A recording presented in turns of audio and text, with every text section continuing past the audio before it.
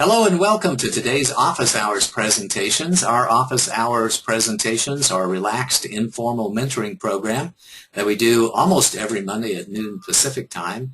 This recording is going to be available online for a few days, and then all recordings and the slides are going to be archived in our members area.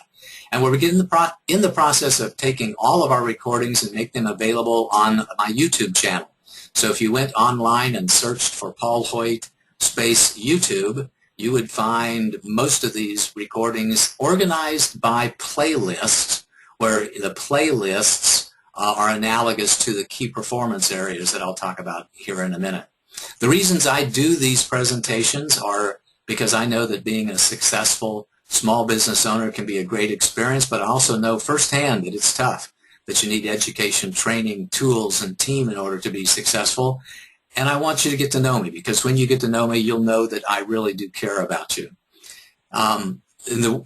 First and most importantly in my life is that I really do care about you, and I want you to succeed. I want you to succeed in every area of your life, whatever that means for you.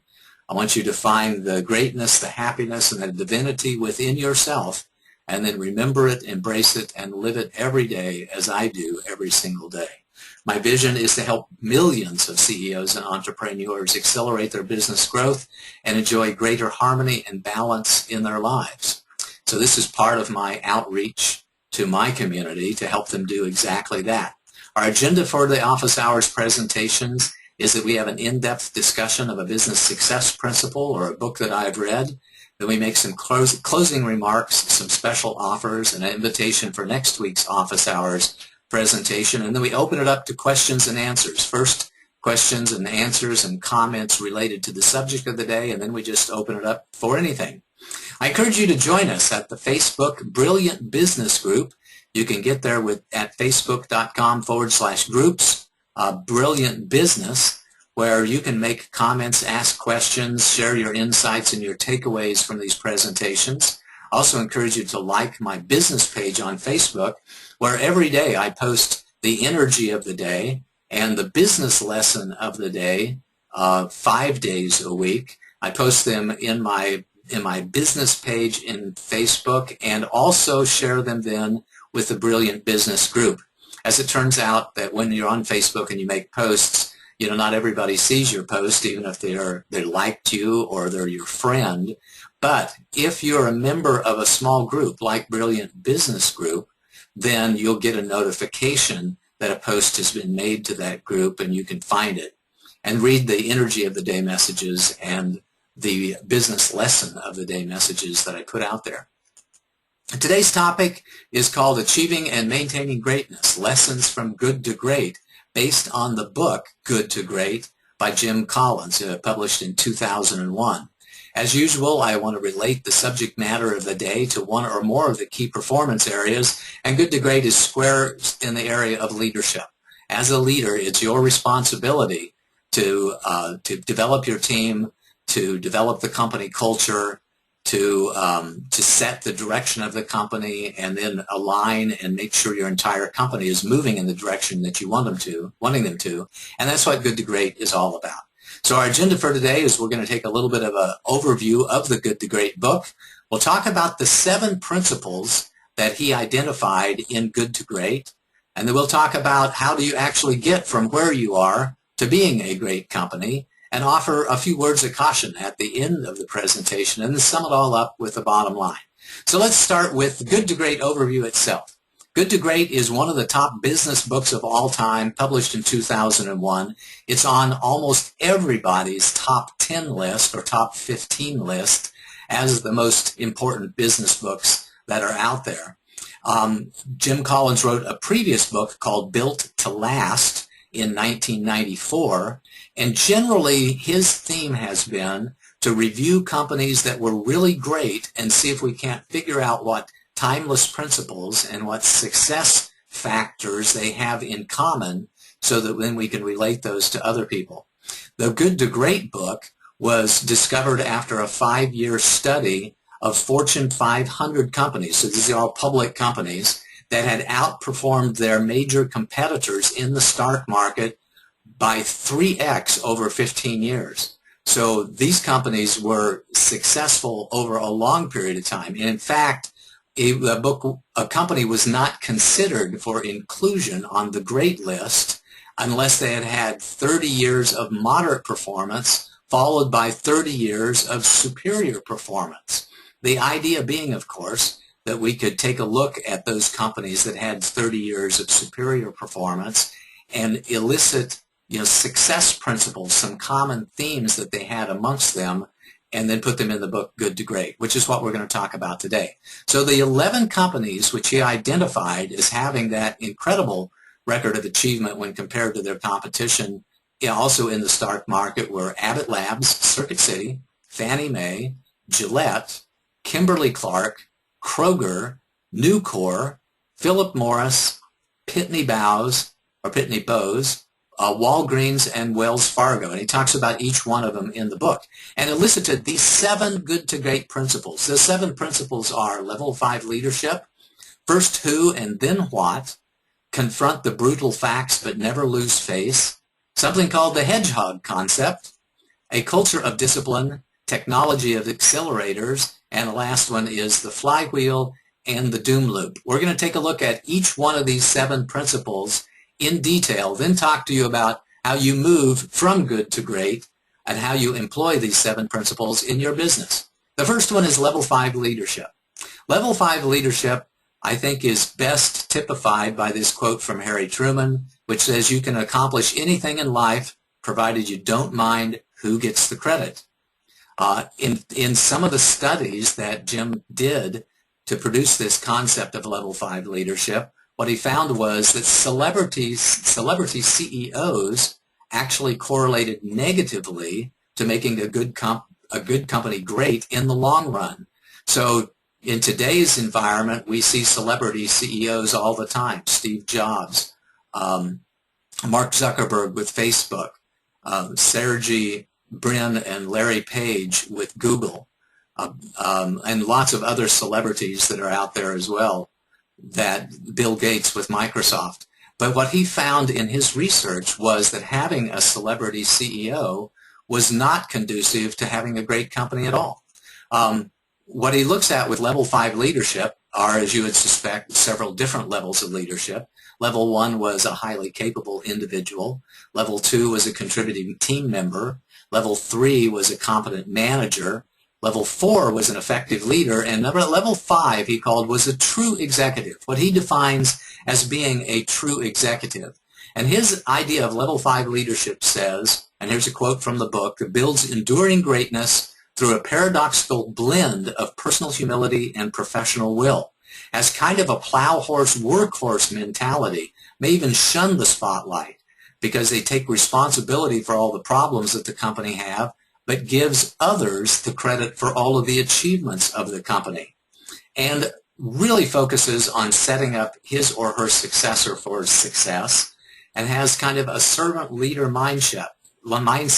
So a level 5 leader sees themselves as being in the position temporarily, as knowing that the company was great before they got there, the company is going to be great after they leave there, and their job is to maintain the position of the company and move the company forward during the brief period of time that they are leading the company. The second success principle is on first who and then what. This is a very interesting one. It says get the right people on the bus first and then find a seat for the people on the bus. Find the people who share your core values, who collaborate on your strategy with you, and will help you set the direction of the company, and hire people that you don't need to manage but can guide and teach instead. This, by the way, was one of the philosophies of one of the winningest football teams of all time, and their coach Tom Landry. The Dallas Cowboys, who were America's team for a long time but have kind of fallen off in recent years. This year, however, they're having a great kind of a resurgence as well. One of Tom Landry's very famous principles as one of the winningest football coaches of all time was that he hired talent. He hired people who were strong. He hired people with great moral character. He hired people who were very, very fast. and then he essentially trained them to be excellent football players. His general concept was it's very difficult to teach moral character, and you can't teach people how to be fast, but you can teach people who are fast and who are strong and who have great moral character to be great football players. And it lasted him for a long time. And what Jim Collins is saying here with this second success principle is essentially the same thing. Hire people who are bright, hire people who agree with your core values, who you can get along with, who have great team chemistry with, and then we can find a place for them at our company. So that's the first thing, is get the right people. And then the second thing is put the right people into the right seat on the bus. First we get them on the bus, and then we put them in the right seat on the bus. You pick people who could become the best at what they do, people who understand the responsibility to the company versus the job that you have, and see the big picture with you, see the vision, and adhere to the values of the business. And one other interesting thing he says is you put the best people on the best opportunities, not your biggest problems. So when you take a look at the things that you need to accomplish, you take a look at, with a SWOT analysis, for example, your strengths and your weaknesses, your opportunities and your threats. His idea was, and from this study of all of these fantastic companies out there, was that they generally took their best people and put them on their biggest and best opportunities in order to leverage their strength, as opposed to taking their best people and using them to fight their biggest challenges, to plug the holes in the performance they had. Very interesting advice. I'm sure that's going to be right for many, many companies out there. Here's another quote from the book. Whether someone is the right person has more to do with the character traits and innate abilities than it does with their specific knowledge, background, or skills. So when it comes to building your team for your business, think about getting people who have a lot of raw talent, who can work hard, who are very smart, who you get along with, because in the long run, they're going to be better teammates of yours than people who just have a tremendous amount of talent but don't really correspond to the values of your business or participate in such a way that it accelerates teamwork. Success principle number 3 is to confront the brutal facts. We create a climate where the truth is heard, a climate where we honor the messenger instead of shooting them, where people are encouraged to engage in dialogue and debate, not coercion and blame for problems as they come up. And we want to lead with questions, not answers. Lead with questions like, why do we have this problem? Or why does this continually show up for us? Or what can we do about this? What do you think our options are and our alternatives are about dealing with the issue that we have? When we confront the brutal facts, we conduct autopsies, not inquisitions, and we maintain a faith that we will prevail while we are looking fairly and factually at the challenges that we have. And eventually, very good companies build red flag mechanisms that turns the data into information that cannot be ignored. There's a concept called key performance indicators that I first learned about in a book called The Balanced Scorecard, which I may put, by the way, on one of my top 10 lists.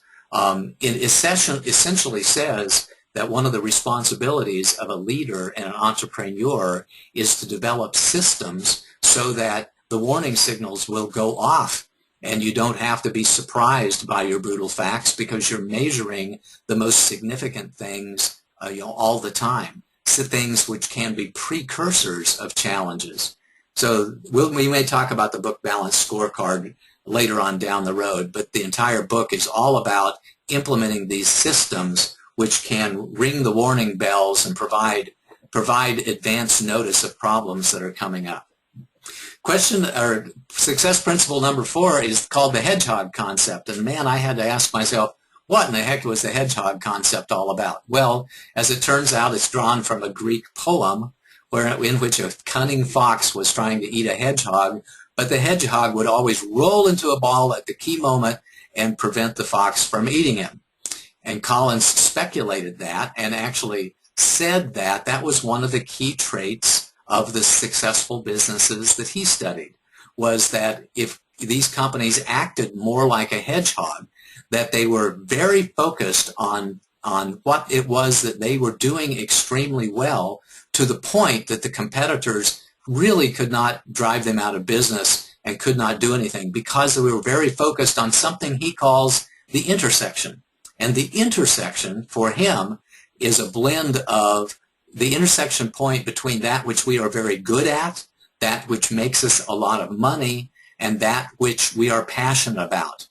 That which we are very good at allows us to establish a position of excellence and leadership in our industry. That which we can make money with, of course, allows us to fund the growth of the company and to be sustainable and maybe even scalable in our business. And that which we are passionate about gives us that stick-to-itiveness, that resolve, that discipline to focus on the things that we really like. And he calls the intersection of all of these, of course, he calls it the intersection. And he refers to that, by the way, throughout the rest of the book. So success principle number 4 for all of us is to find that intersection point between the things that we do very well, the things that will make us money, and the things that we are really passionate about that will help us stick to it for our business too. And the next one in success principle number 5, which is to implement a culture of self-discipline, is to implement a culture where there is fanatical adherence to that intersection that he defined in the hedgehog concept. We want to eliminate all the unnecessary bureaucracy. We want to shun opportunities that are outside the intersection. We want to budget for everything related to the intersection. And we want to create stop doing lists. In other words, create a list of the things that we are doing today, but we're going to stop doing and totally eliminate the budget for them because they do not directly appeal to or interact with the intersection. They do not facilitate the intersection. That one thing that we do above everybody else that we are excellent at, that makes us a lot of money, and that we're absolutely profitable at, or actually passionate about, sorry.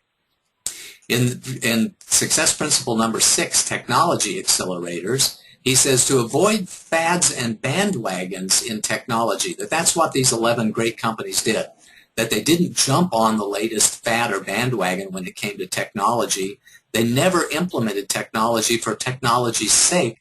They only implemented technology when it facilitated the intersection, when it facilitated the focus and the profitability of the intersection. And they allow the technology to become a momentum accelerator, turning their unrealized potential into profits. And they always carefully adopted technology. First they crawled with it, then they walked with it, and then we ran with it. One of the most important, I think, features of this that he doesn't come out and say directly, but which I think is very important when it comes to applying these in our business, is that this is true for marketing programs as well. We don't do marketing programs just because they're fads. We do marketing programs because they really work. We implement marketing programs with exactly the same philosophy that we implement new technology into our business. We do it not to be the first kid on the block, but we do it because it's proven to be useful for us and worthwhile for us. First, we try it through crawling, and then we pick up the speed with it, and then we run with it once it has proven to generate the leads and give us the business that we really need to have. The last one of his 7 success principles is called the flywheel and the doom loop. So generally this has to do with momentum. What it says, like a flywheel, which is a common engineering thing, is that once we have consistent effort and movement in a particular direction over time, it builds momentum of the flywheel, which really helps stabilize and continue the growth of the company and the movement of the company. We focus on continuous improvement, which is, again, focused on the hedgehog concept focused on the intersection. And this really requires people to be disciplined in their thoughts and their action, to build up the momentum of the company around the intersection that the company has defined, so that little downturns in the economy, something that a competitor produces, really won't impact the momentum that we have built up for ourselves. We let the momentum of the company become infectious, and we let the results do the talking. The second, that's all about the flywheel. The second part of this success principle is about the doom loop, which really means a death spiral. It means that if you take your eyes off the ball, if you try to do things that are outside the intersection, then you may find yourself beginning to have a doom loop or a death spiral, that we try something that doesn't work, and then we try something else that doesn't work, and then we try something else that doesn't work, and before we know it, instead of having momentum built up that contributes to our success, we have momentum building up that actually tears us down and makes us go in the other way. So those are the 7 good to great principles. Level 5 leadership, the servant or the leader as a servant to his company or her company. First, who, then what, is getting talented people who are like-minded people on the team, and then finding the best fit for them, finding the position or the right seat on the bus in order for them to contribute to our long-term success. Convert the brutal facts, but never lose faith. Don't shoot the messenger. In fact, we applaud the messenger, and we implement systems so that we can have early warning signals. We focus, like the hedgehog did, on doing something extremely well to our advantage. We find the intersection between that which we are very good at, that which makes us money, and that which we are passionate about. We implement a culture of discipline with fanatical adherence to the intersection, eschewing everything else that doesn't apply to the intersection. We apply technology when it's appropriate, and then we do it cautiously, and we focus on building momentum in a particular area so that we can avoid the doom loop. So those are the 7 big questions or big success principles in the book. So I think the big question for all of us is, how do you apply these principles to your business? When we analyze them, I find that there are 3 different things that go along with these 7 success principles and that give us some direction about how do we apply them in our business. It's about human resources management, it's about effective leadership, and as an aspect of effective leadership, installing a culture of greatness. Let's take a look at each one of those 3 one by one. When it comes to human resource management, we must define first the job that needs to be done, the values and virtues that we hold most appropriate for the people that we interact with and engage in our company, and then hire to that target profile. We want to constantly assess the gaps between the ideal profiles that we have established and not only the new hires, but the people who are already on board with us. We want to replace and remove people around in the company when necessary, and we want to implement developmental programs as appropriate with our company. So generally speaking, I think Jim Collins' recommendations here are to make sure that you've got the right people on the bus in the right seats, and to be very meticulous about assessing people's performance so that you can make sure that you can hire the right people, you can let people go when it's time to do that, and you can shift them in their position when it's time to do that within your company.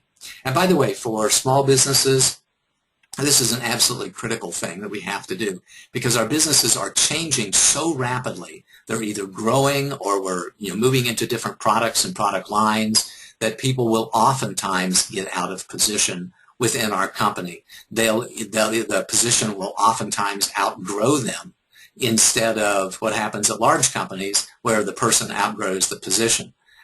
So it takes an especially keen eye to recognize that Sally or Susie or John or Jack may have been really good in their role 6 months ago, but they're no longer capable of doing that position with some sort of an excellence, and either finding a position at the company for them or giving them the opportunity to be excellent at a different company. The second great principle about getting from good to great is all about effective leadership. It's about installing processes for collaborative decision-making and direction setting. It's about communicating strategic goals, critical success factors, and corporate goals, and then making sure that your company's in alignment with that strategic direction.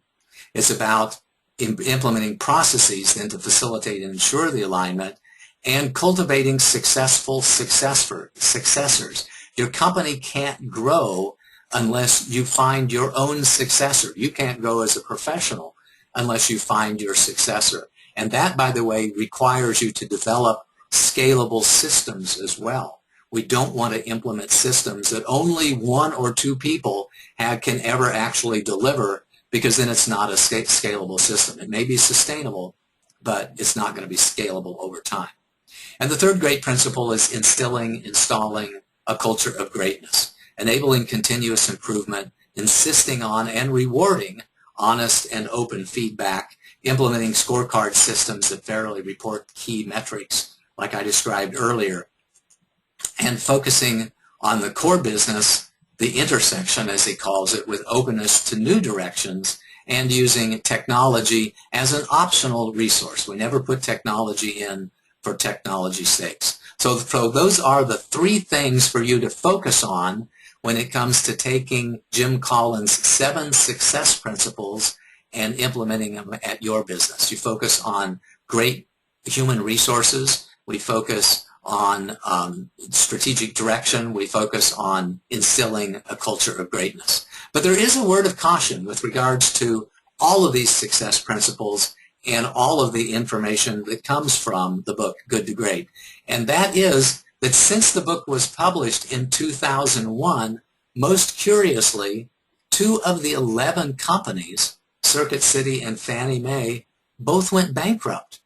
They both fell out of the list. In fact, he did an analysis of the 60 companies that he identified in his first book, Built to Last, and in the second book, Good to Great, 60 total companies, and found out that 11 of them had either gone out of business or slipped into some level of mediocrity. And so he did what most in any great business consultant could do and should do, is he wrote another book. He wrote a book called How the Mighty Fail, or How the Mighty Fall, based upon Fannie Mae, Circuit City, and the 9 other companies of the 60 that he identified in those 2 books. And he identified these 5 different stages of failure. Stage number 1 was hubris born of success, and that means overconfidence and arrogance. And it could, well, there's been some people postulate that it was because these companies were listed in Built to Last and listed in Good to Great that they became arrogant and overconfident, that he may have actually contributed to these companies' failure by saying that they were such great companies. Very fascinating. Once they became arrogant and overconfident, they slipped into an undisciplined pursuit of more, that they forgot the principles that got them to success, that they started operating more and more out of the intersection, bringing on different product lines, trying to acquire other companies and try to expand and build upon their success. In stage 3 of their falling down, they had a denial of the risk and the peril that they were in. They thought that any little setbacks, any problems that they had were just temporary, because after all, they were a great company and they were expanding, and that's to be expected during the expansion. And that's what great companies do, right? So they denied the risk and the peril that they had when they stopped performing well. And then they started grasping for salvation, for salvation by firing their CEOs, by acquiring other companies, by adding product lines or eliminating product lines. They tried to fire a silver bullet, and it never worked, and eventually they capitulated. They realized that they needed to be sold, or they just flat went out of business with bankruptcy or a total reorganization via bankruptcy. And those were the 5 different stages of failure, how the mighty fell down, that he identified in the books Built to Last and Good to Great. So, another word of caution with regard to the book Good to Great is that no modern successes were ever considered for inclusion in this book. There was no Facebook, Google, LinkedIn, Twitter, Oracle, Microsoft. None of those companies who we would look at today and say these are really great companies in today's economy were ever considered, because they never had the 30 years of mediocre profits followed by 30 years of successes. And also, no small companies were ever considered in this. He only wanted to deal with companies that were very large companies and were in the public stock market. So here's the bottom line for you and me who have typically smaller companies. You know, my market is typically people with less than $50 million in revenue, if not significantly less than $50 million in revenue. Here's the bottom line for us. We can learn a lot by studying the successes and really understand that current success or even long-term success is really no guarantee of future success. That if we have arrogance and overconfidence, we're in a very dangerous spot. That can be more dangerous than anything else, that we all have to be very watchful, diligent, and flexible in our approach to our businesses. And another thing I would say is never apply this advice out of context. The success principles that we learned in Good to Great, which seemed to apply very, very well to those 11 great companies. Well, 2 of them didn't quite make it even through the next decade or so. So I think we all have to open up our eyes a little bit and see whether or not that advice is just right for us. So that's been our agenda for today. We talked about Good to Great itself, the business book, one of the top 10 business books of all time, I believe. We talked about the 7 Good to Great principles. We talked about how we get from good to great, offered some words of caution about the applicability of these success principles to our business, and then we summed it up with the bottom line. So here's your homework and some exercises that I might suggest for you. I suggest that you might get the book Good to Great and read it for yourself. Search online and read the criticisms and the cautions around this book as well, so that you can decide for yourself which ones of these success principles are just right for your company today. And of course, as always, I always recommend that you get coaching and support when it comes to accelerating your growth and your progress and implementing these success principles at your business. We're going to have open questions and answers in just a minute. First, comments and questions on the subject matter of the day, and then any other issues that you might care to talk about. I want you to tell me what your biggest takeaways and insights are from the presentation, and post them in the Facebook Brilliant Business Book. Tell us what you're going to focus on. My distinctions as a business consultant and coach are that I really want to focus on the whole person. I really care about you as a person. I care about your family. I care about your health, not just about the success of your business.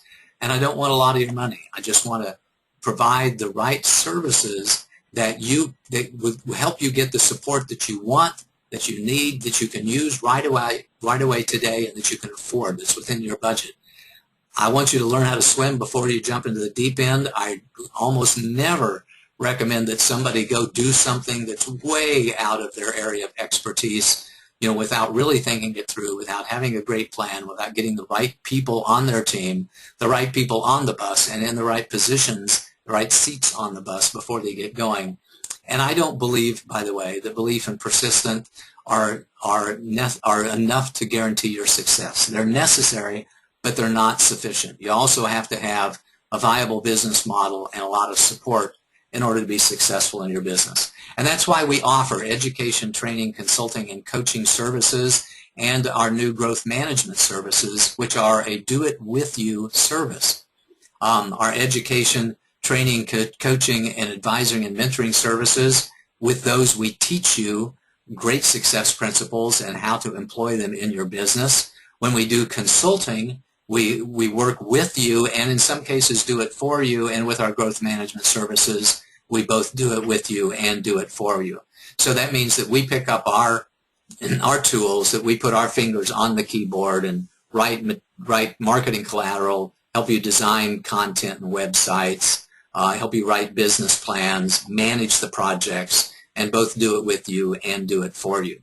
If you haven't done so already, I encourage you to sign up for our Business Growth Acceleration Kit at paulhoyt.com/CEO bonus, where you get the 5 choices of winning CEOs, an information product that I created a couple of months ago, an article on the 10 things you should know about raising capital, some samples of my inspirational work, and a free business clarity session. That's a half-an-hour phone call with either myself or Stephanie, and a few surprise bonuses to help you move your business forward. And I think the value of this program, by the way, is enormous. We've had some really good feedback from the people who have gone through the program, especially around the 5 choices of winning CEOs and around the free half-an-hour coaching session that they get with us, our business clarity session. And I encourage you to purchase my CEO training program, Beyond Business Survival. It's really what you need to know when you're the CEO. One of my favorite clients of all time, Nick Catricala, a very nice gentleman living in Canada, where he's probably freezing his keister off right now, says that that program is worth at least 20 times what he paid for it, and I know it's going to be valuable to you as well. Next Monday, we're going to do another office hours presentation. I haven't decided on the topic yet. It might be, it's another one in our series of great business books that you need to know what they are. I encourage you to let me know what your favorite business books are or other topics that you might want me to address at paulsurvey.com.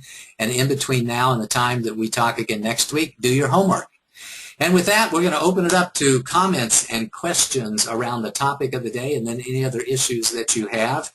Go to paulsurvey.com, give me an email or a call, and you can always schedule a 15 or a 30-minute meeting with me by going to schedulepaul.com and getting a private appointment. You can go to schedulegrowth.com, by the way, and get schedule a session with Stephanie, who is on the line with us today, and I'm guessing has 1 or 2 or 3 questions for us to address relative to today's subject.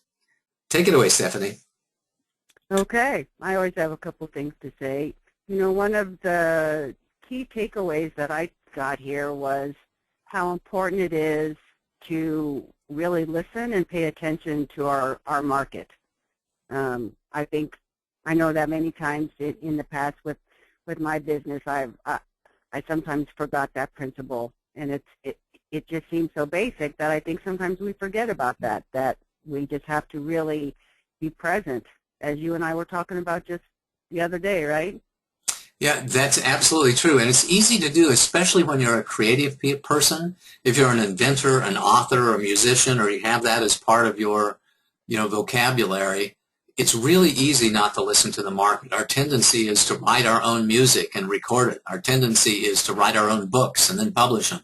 And our tendency is to develop and invent things in our garage and then find a way to sell it. Sometimes that turns out to be a calling, and it's just something that you got to do, and I surely understand that because, that's the way it was with my songs and my books. But the smart thing to do is to listen to the market, to understand what the pain is in the market, then find a solution for that pain, verify, in fact, that it does verify the pain and your audience wants to buy it, your market wants to buy it, and then roll it out and go with it. So very nice comment, Stephanie. You have a question? And now let's get to the questions. I do. The first one, which one of these success principles are most applicable to smaller businesses? I think there's several of them that are most applicable. One of them is to make sure you got the right people on the bus and in the right seats on the bus. He always said that you hire talent and then find a way to utilize that talent, which I firmly believe in.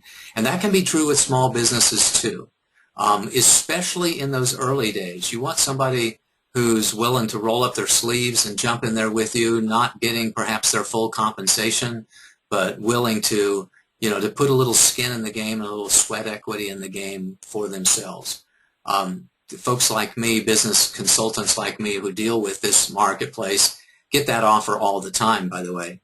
I have literally hundreds of companies that would love for me to drop everything and work full-time for them without any compensation whatsoever, and that never works. So you got to balance that out a little bit. But I'd say the number one is to get the right people on your team and make sure that they're people who are competent in doing what it is that needs to be done. The second one is the hedgehog concept, about finding the intersection. For you, finding that which you are, all 3 things. You have to be very good at it. They have to be able to give you money. You have to be able to make money doing them, and you have to be very passionate about it. That becomes your intersection and something that you can communicate to other people and fire other people up about, and you can focus on in the long term. So those 2 things, make sure that you got your team right and make sure that you have identified your intersection of success and you're focusing all of the time and attention of your business on that intersection. Great question. Next one. Okay. Question 2. I think you addressed this some. Why did Circuit City and Fannie Mae go bankrupt? That's an interesting one. Circuit City, they think went bankrupt because, first of all, they got arrogant and overconfident, but they made a decision in like 2002 or 2003 to stop selling appliances and focus on electronics. So appliances, washers and dryers and dishwashers and those things were a very significant product line that they had, and they made a decision, for whatever reason, to dump that product line and focus on TVs and other electronic sorts of things. So they think that decision, which was moving out of their strength and moving out of that intersection, that would really cause their demise. So people, the theory is and this is like 20/20 hindsight. The theory is that when they sold TVs and other fancy electronics, it was people who came in to look at washers and dryers and dishwashers that then saw that this was a place that they could also get really good value on TVs and so. And when they broke away from that, they changed the energy of the company. They shifted it from a company where you could get that's what you really needed into a company to where you could get that which you wanted instead. So we needed appliances, but we wanted the high-tech gadgets. And that's the theory about why Circuit City finally went down, because when they shifted to a gadget company or a technology-only company, then they were competing in a much different marketplace with a much different way, and all of a sudden they're competing, on price in a way that they weren't prepared to do. The Fannie Mae story is much different than that. Fannie Mae, essentially got caught up in the market for overvalued real estate and for I would say under scrutinized loans. I don't know if you remember back in 2006 or 2007, but you could get a mortgage at 100 or 125% of the assessed value of the property without any documentation whatsoever. You could just say, I have a good credit score, and I think I'm going to be able to make good on this note, and you could get a mortgage on that. So Fannie Mae, like so many other financial institutions who were caught up in the real estate mortgage industry fiascos in 2007 and 2008, is what caused their demise, is that they just got away from what had caused them to be successful. And of course now the industry is getting back to, we need a minimum of 10% down, but probably 20% down on a piece of property, in addition to really great credit scores and good references, before we're ever going to consider giving you a loan on a piece of property. So in both cases, the companies made decisions to get away from that which had taken them to being very successful companies, and it turned out to be much to their disadvantage over time. Other questions, Stephanie? Yes. Are these principles outdated, or do they really apply to us today, do you think?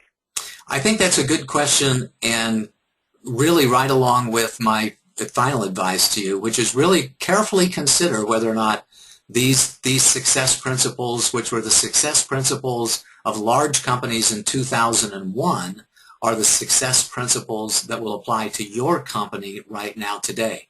We touched on that subject in our last office hours presentation on decisive leadership, which was on the book Rework, which is on a lot of people's lists as one of the top 10 or 15 business books of all time. And my central theme was they have a lot of really good advice, but some of which I considered to be questionable, and some of which I didn't agree with at all.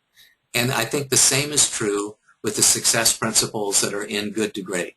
A lot of good advice for companies today, like getting the right people in the right seats on the bus, like the hedgehog concept, finding the intersection that's just right for you, like really having a fanatical discipline towards the intersection at your company and being careful about implementing technology. I think that's all really pretty good advice that will apply to companies of today.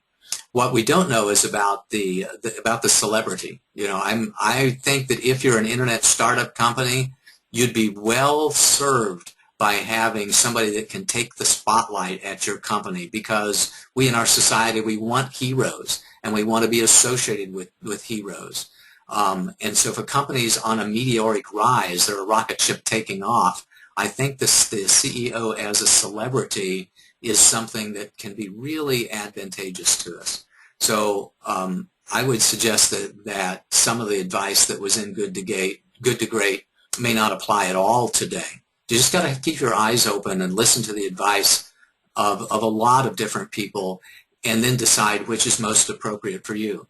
And I'll put in a plug here for our growth management services too. What we find with the companies that we work with, we can spend a few minutes focusing on the 3 to 5 year plan.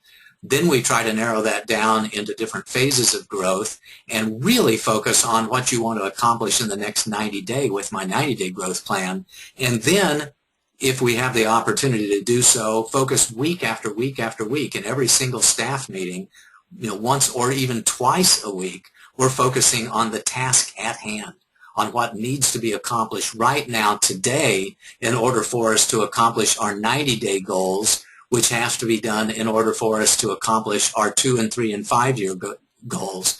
What I say is you can never, ever be successful achieving your long-term goals unless you are successful at achieving your short-term goals. You have to instill a company culture of getting the job done day after day after day, and a relentless focus on the task at hand in order to ever achieve the greatness that we want to achieve.